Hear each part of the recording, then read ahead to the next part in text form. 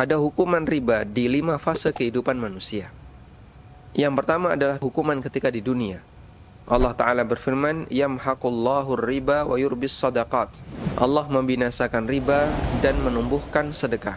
Dan ayat ini sejalan dengan hadis dari Ibnu Mas'ud radhiyallahu anhu, di mana Nabi SAW pernah bersabda, ma ahadun aktsara minar riba illa kana aqibatu amrihi ila qillatin.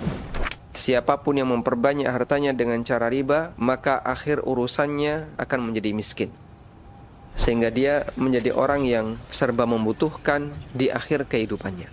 Karena itulah riba memberikan jaminan tidak sejahtera ketika usia senja.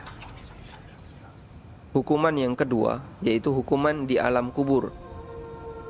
Pemakan riba mendapatkan ancaman hukuman di alam kubur dalam bentuk berenang di sungai darah. Nabi SAW pernah menceritakan mimpinya.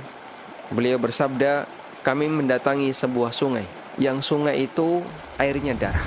Di sana ada orang yang berdiri di tepi sungai sambil membawa bebatuan, dan satu lagi berenang di tengah sungai.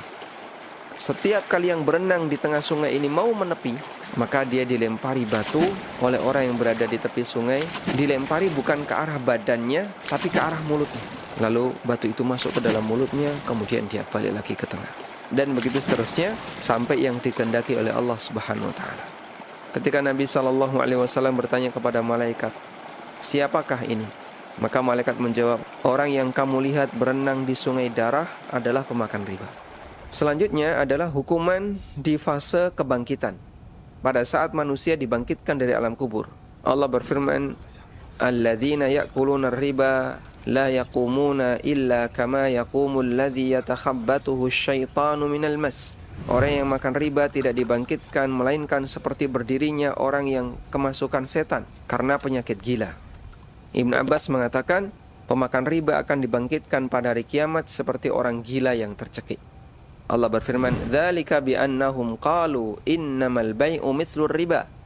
Hal itu disebabkan karena mereka mengatakan bahwa jual beli seperti riba.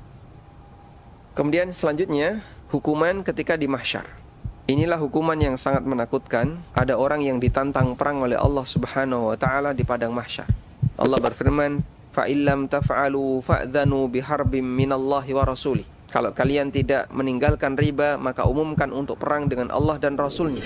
Ibnu Abbas menjelaskan ayat ini dan beliau mengatakan, kelak di hari kiamat orang yang makan riba akan diperintahkan untuknya, ambil senjatamu untuk perang. Masya Allah. Di saat semua hamba sangat membutuhkan ampunan dari Allah, namun ada hamba yang mendapatkan ancaman perang dari Allah Subhanahu wa taala. Selanjutnya, yang kelima, hukuman setelah hisab. Hukuman setelah hisab bagi pemakan riba adalah ancaman neraka. Mereka terancam neraka karena mereka pelaku dosa besar. Allah Ta'ala berfirman, وَمَنْ عَادَ فَأُولَٰئِكَ أَصْحَابُ النَّارِ هُمْ فِيهَا خَالِدُونَ. Tapi siapa yang kembali melakukan transaksi riba, itulah penduduk neraka dan mereka akan mendapatkan hukuman kekal di sana. Semoga Allah Subhanahu wa taala melindungi kita dari semua bahaya riba.